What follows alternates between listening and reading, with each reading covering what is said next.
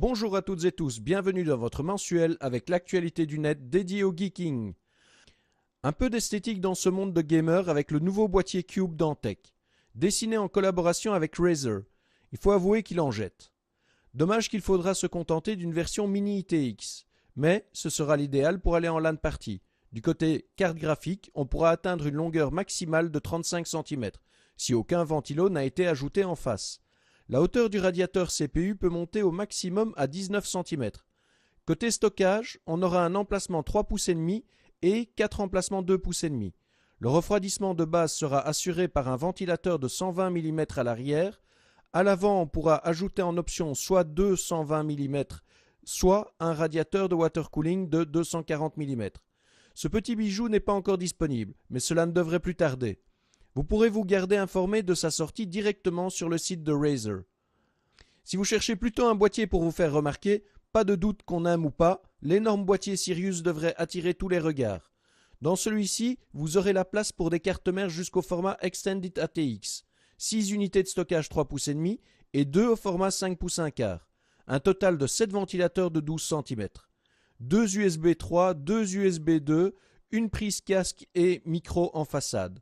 Tout cela pour un prix tout à fait raisonnable de 259,99 €. Vous voulez une console genre Xbox One, mais avec une énorme bibliothèque de jeux, avec une puissance de folie, il ne vous reste plus que le mini PC gamer Zotac Magnus Z-Box EN970. Pour des mensurations de 21 cm sur 20, une hauteur d'à peine 5,2 cm pour un poids plume de 1,2 kg. Ce petit PC pourra aisément rivaliser avec de très bons milieux de gamme en PC gamer. Nouvelle carte mère pour vous. Oui, pour les gamers. Sinon, je vous en parlerai pas. MSI nous sort la Z170A Gaming M6 au format ATX. On y trouvera un nouveau contrôleur USB 3.1 d'Asmedia, un socket 1151 qui vous permettra d'installer les processeurs Intel de 6e génération, 4 slots pour de la DDR4 overclockable jusqu'à 3600 MHz en dual channel. Elle pourra accueillir jusqu'à 64 Go de RAM, du PCI Express de 3e génération, 2 SATA Express et 6 SATA 3, jusqu'à 6 USB 3.1 de 2e génération et 6 USB 2. L'audio sera assuré par le classique Realtek ALC 1150 pouvant offrir tout de même du 7.1 et enfin un connecteur Ethernet Gigabit. ViewSonic fait un choix judicieux en proposant son nouvel écran VP2771 de 27 pouces dans une résolution plus raisonnable que du 4K. Résolution restant encore pour beaucoup de cartes graphiques haut de gamme inaccessible sur la plupart des jeux. Le nouvel écran de ViewSonic se contentera d'une résolution de 2560 par 1440 avec un taux de rafraîchissement de 60 Hz. Même si les jeux ne lui sont pas inaccessibles, cet écran restera plus orienté pour les professionnels avec son temps de réponse de 5 millisecondes de gris à gris. En attendant la future Nintendo NX, on pourra faire du rétro gaming avec la NES Classic Edition. Console mythique des années 80, cette console 8 bits fait son retour dans une réédition aux dimensions bien réduites.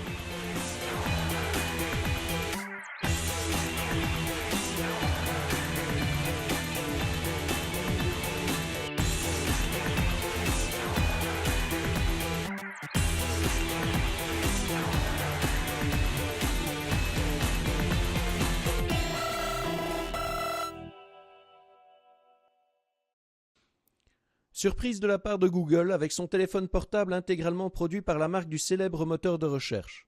Je trouve ça particulier de voir Microsoft se retirer de la fabrication de téléphones pour voir Google s'y engouffrer avec son Google Pixel. On se retrouve avec des modèles haut de gamme. Le Pixel a un écran 5 pouces Full HD de 441 points par pouce et son grand frère le Pixel XL, un écran de 5,5 pouces avec du QHD, ce qui nous donnera du 534 points par pouce. Tous deux protégés par un verre Gorilla Glass 4. Une batterie de 2770 mAh pour le petit et 3450 mAh pour le grand. 4 Go de mémoire centrale et de 32 ou 128 Go de mémoire de stockage. Tout cela soutenu par un processeur Snapdragon 821 quad-core de 2,15 GHz. Tous les acronymes actuels s'y retrouvent tels que GPS, NFC, 4G, Bluetooth, etc. Le connecteur de transfert et recharge est un USB type C. Le téléphone est déjà disponible dans plusieurs pays tels que Australie, Canada, Allemagne, Royaume-Uni et États-Unis. Je n'ai pas encore de date de disponibilité pour les autres pays. Bon, qu'on ne me dise plus qu'on ne fait pas des efforts pour faire du sport. Activité typique d'un geek à la plage en train de s'essayer au drone surfing. Plus étonnant que le kitesurf, plus dingue que le wakeboard, voici le drone surf.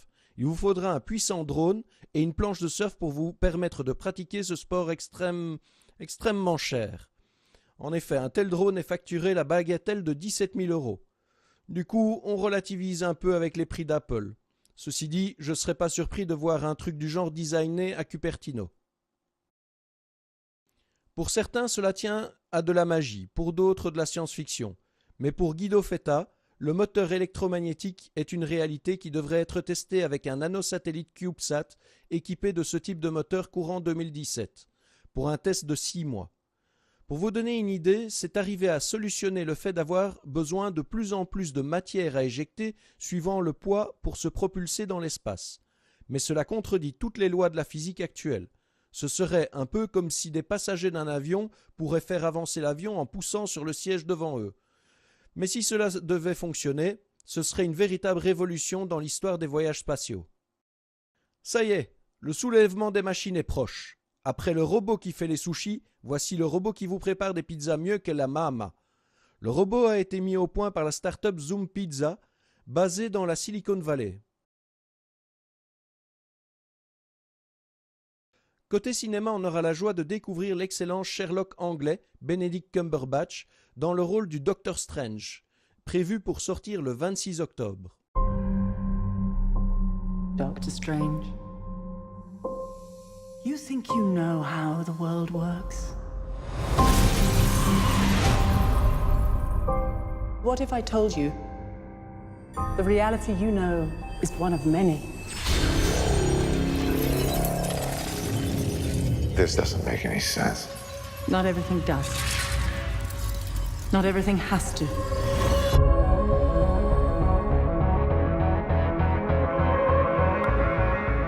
Through the mystic arts, we harness energy and shape reality. We travel great distances in an instant. How do I get from here to there? How did you become a doctor? Study and practice, years of it.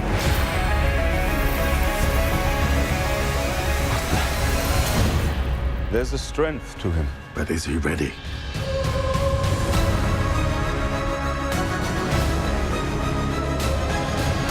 Be careful which path you travel down, Strange. Stronger men than you have lost their way. I am death. In pain. You'll die protecting this world. I can't do this. There is no other way.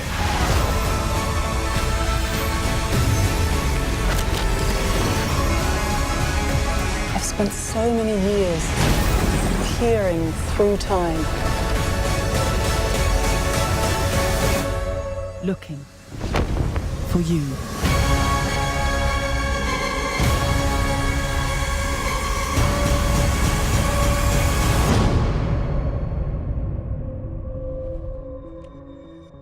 What's this, my mantra?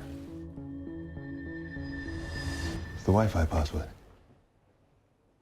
We're not savages.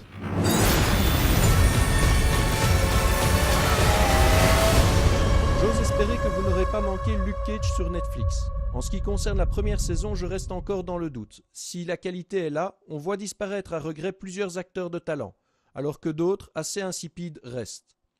Je leur laisse tout de même un pouce bleu concernant le choix musical de la série. Sinon, j'attends avec impatience Iron.